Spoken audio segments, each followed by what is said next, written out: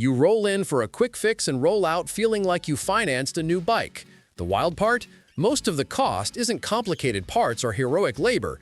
It's scripts, polite smiles, shot policy, and fear-based upsells built to separate riders from their wallets.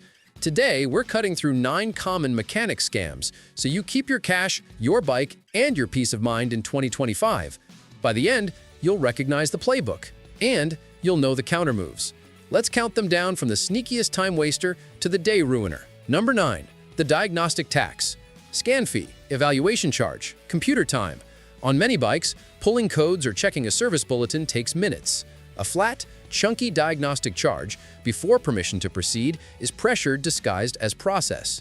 Your move: ask for the code, numbers, freeze frame data if available, and a written estimate separating code retrieval from actual troubleshooting.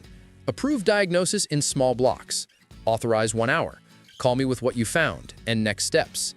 If they won't print the codes or explain a test plan, what circuit, what spec, what proves it, leave. You'll want that paper trail for the next favorite play, because now the flush parade shows up wearing a halo and holding a shop rag. Number 8. The fluid flush frenzy. Brake, coolant, clutch, even throttle body cleaner packages, sold as urgent every visit. Real intervals come from your owner's manual, your writing, and the fluid's condition. Your counter: inspect, don't guess. Brake fluid: clear to light amber is fine. Brown or gritty needs a change. Coolant: consistent color, no oily sheen or rust flakes. Clutch or brake master: ask for a moisture test strip. If they push a universal machine flush at luxury prices without a condition check, they're selling fear, not maintenance. Say, show me the fluid in a clear cup, then we'll decide. And if they sigh dramatically, smile, because the next trick is even easier to beat. Number 7. The OEM impersonator. Invoice says genuine, but the box says budget. Some shops bill OEM and install a cheaper aftermarket part or mix premium with bargain fasteners. Fix it with 3 habits. 1. Ask to see boxes and part numbers before install. 2. Keep removed parts, hazardous items aside. 3. Match receipt brands to what's on the bike. Many parts stamp logos or QR codes. Snap a photo for your records. Ask, if I choose brand X instead, how does the warranty change? Now you're framing the choice, not them. That matters when the labor math turns squishy, because the next scam hides in book time that gets creative. Number 6. Book time stacking. 2 jobs share steps, but you're billed full hours twice. Example: chain and sprockets plus rear tire service. Wheel off counts for both, but you're charged as if each was done from scratch. Ethical shops apply overlap credits when procedures share steps. Your script: these ops overlap. What overlap credit are you applying? Ask to see the labor guide page. If the answer becomes interpretive dance, collect your bike. Clean math saves you today and sets you up for the next moment when a service writer leans in and says a scary line that freezes new riders in place. Number 5. The safety panic. Immediate hazard: don't ride. Sometimes true, often theater. Separate fear from facts with numbers. Brake pad thickness in millimeters, rotor runout in thousands, tire tread in 30 seconds, and date code. Battery cold cranking amps measured versus rated. Ask for photos or a quick look under the bike with a flashlight. Then ask, is it unsafe, illegal, or just worn? Unsafe means park it. Illegal means fails inspection. Worn means schedule it. If they can't quantify risk, they're selling smoke. And when urgent doesn't work, they'll try the opposite: a warranty that sounds like forever. Number 4. The lifetime parts illusion. Lifetime chain, lifetime pads. Catch? Labor isn't covered, and the lifetime part can be bargain bin quality, so you pay labor again and again. Do the lifetime math. Part price plus likely repeat labor over, say, 3 years versus one proven premium component with a solid warranty. Ask who honors the warranty: shop, brand, or a phone maze, and whether mandatory inspections keep coverage alive.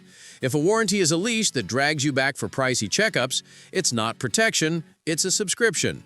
And speaking of subscriptions, there's a fork job many riders renew way too early because of a little ring of oil on chrome.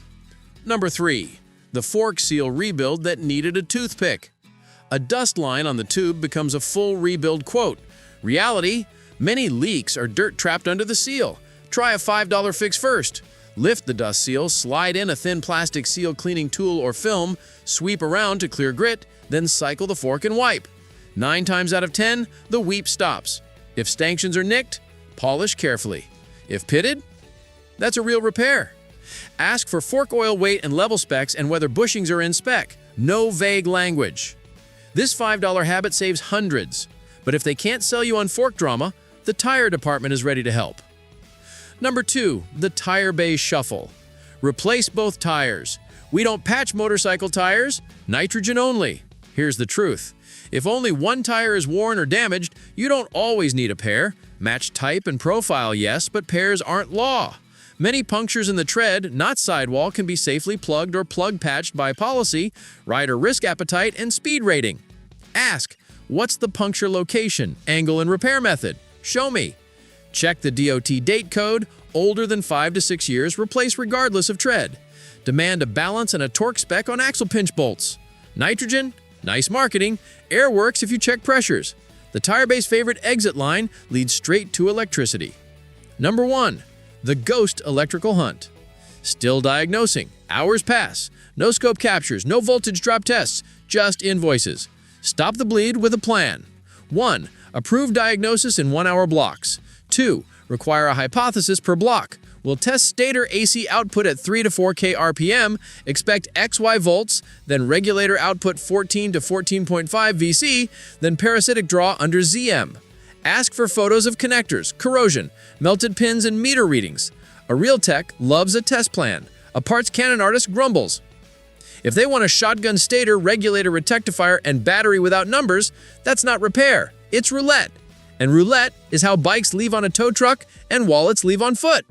Write everything down: codes, part numbers, torque specs, labor hours, and overlap credits. Compare estimates. Honest shops don't fear a second opinion.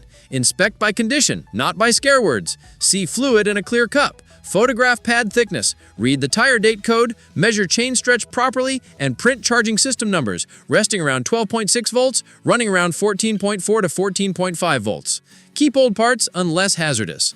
Approve work in stages with deliverables and caps. Follow the manual's intervals, adjusted for your riding, heat, rain, dust, luggage, and 2-up miles. Track your own baseline in a simple notebook or notes app. Do that, and the scripts lose power. You'll still meet polished counters and friendly smiles, but now pressure turns into paperwork, and theater turns into numbers, and you leave paying for repairs, not stories.